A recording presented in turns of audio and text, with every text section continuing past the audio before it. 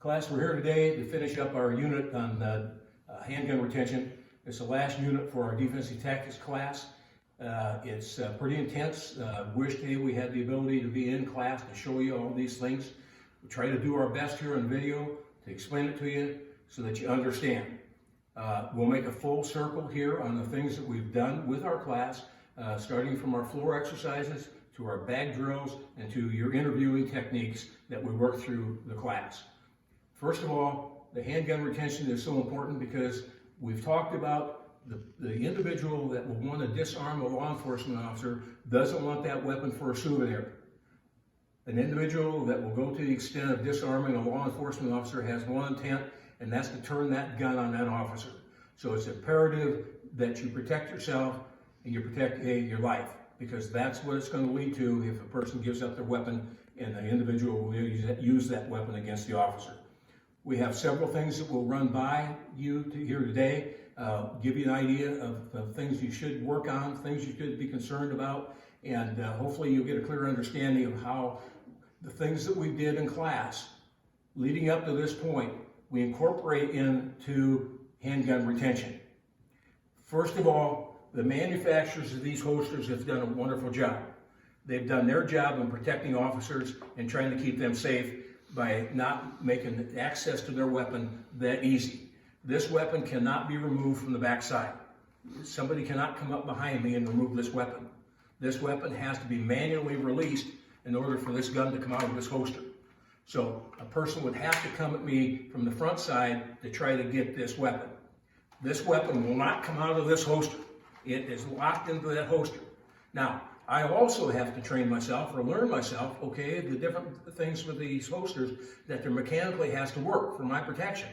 This mechanically has to be released. So that's forever in my mind. If I'm going to draw my weapon, I have to release this holster. But it's also comforting to know that somebody can't come up behind me or nobody's going to come in front of me and just pull this weapon out of my holster. So in that regard, they've done a wonderful job as far as protecting officers from losing their handguns and from individuals.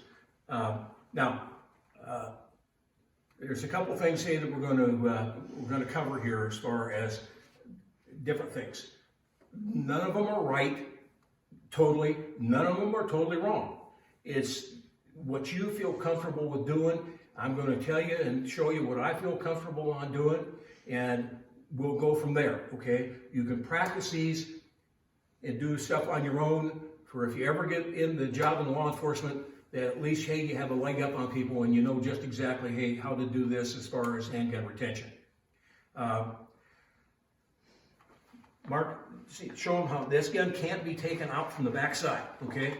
He would tear that gun off of my holster, my belt, before that gun would come out, all right? So, as we talked about, first of all, in the interviewing, how we talked about where you position yourself on your interviewing person.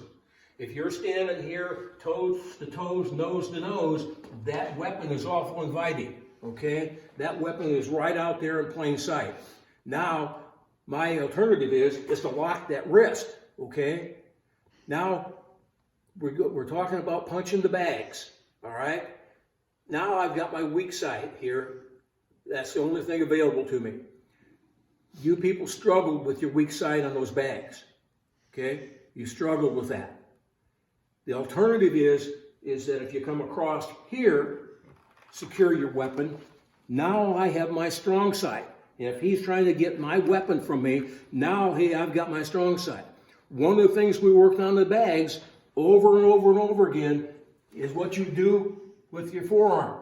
The power that you get as you rock up on them toes, what you get on that, the blast of that forearm is going to take that individual away from that firearm. Okay? Now, that's my preferred way, is to cross here. All right? Because then I have my strong side to work with. Some people, hey, will prefer to go back this way, okay, after they get the gun to secure the person's wrist, all right? It's just a matter of choice and what you're comfortable with.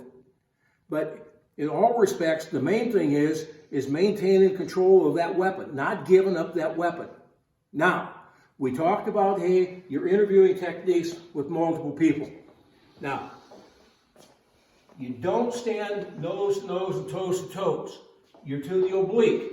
Now, if I'm standing toes to toes and nose to nose, okay, he's got an open shot at that weapon. If I'm standing to the oblique, he's got to go through my body. He's got to go through me to get to that weapon, okay? All right? He can't get to that weapon easily. That's the difference. And those seconds matter, all right? So I'm to the oblique. I've got my gun, hey, back away from him, so it's not so inviting if he has the thought process of, hey, disarm me or trying to disarm me, okay? All right? Now, if you have multiple subjects, one of the other things, hey, that we talked about, one of the things that you did before class was you were on the floor doing a floor exercise. If there's multiple people and they're going to try to disarm you, you've got to go to the ground. You don't have a choice. So we're back to our floor exercises and what you did, hey, on the floor. You're not helpless on the floor. You still have control of this even though you're on the floor. But you have to maintain control of your weapon. You have to have the weapon underneath you on the floor. You have to be in the fetal position and not let anyone in to get control of that weapon. Now, the thought process is that obviously, hey, you're not going to be alone this entire time. At some point, someone's going to come to help you. Your job is to fill that void. Okay? Stay on that ground, keep that holster underneath you, and not allow a person, hey, to disarm you.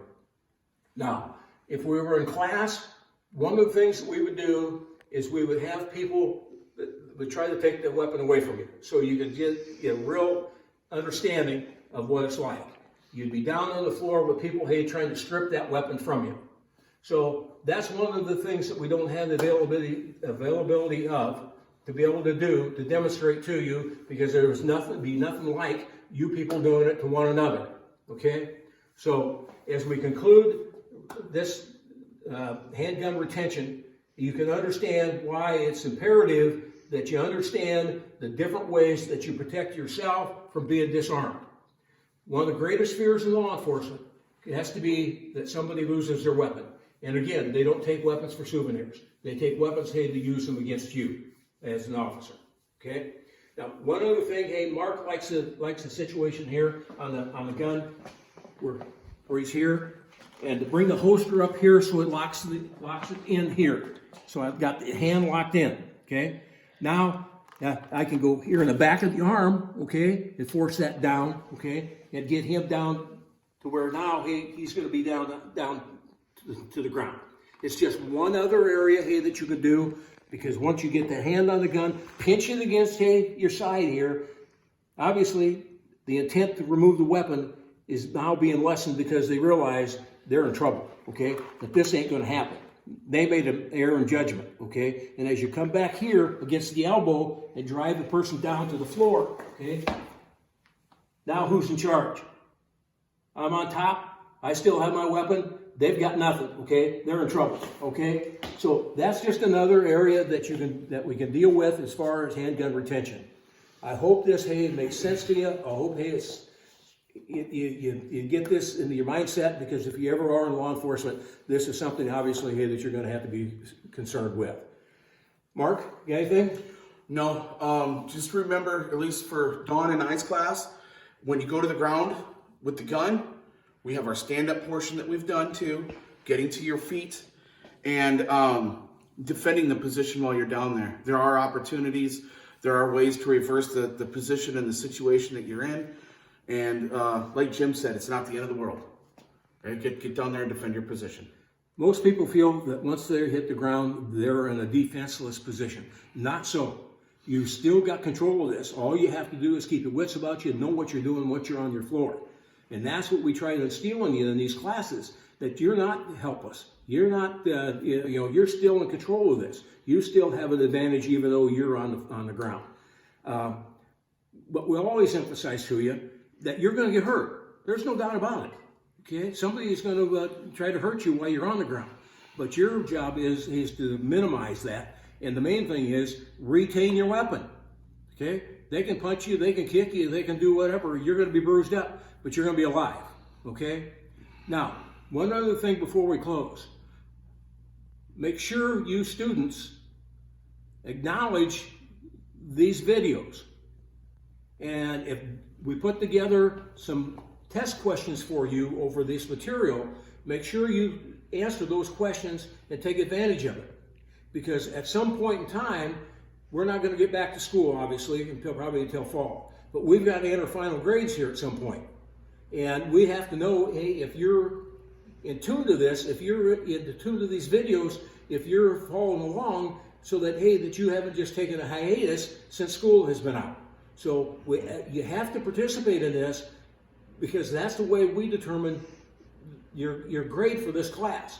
So I encourage you, please, okay, take advantage of this video. Let us know, hey, that you're participating in this, so that we can grade you accordingly.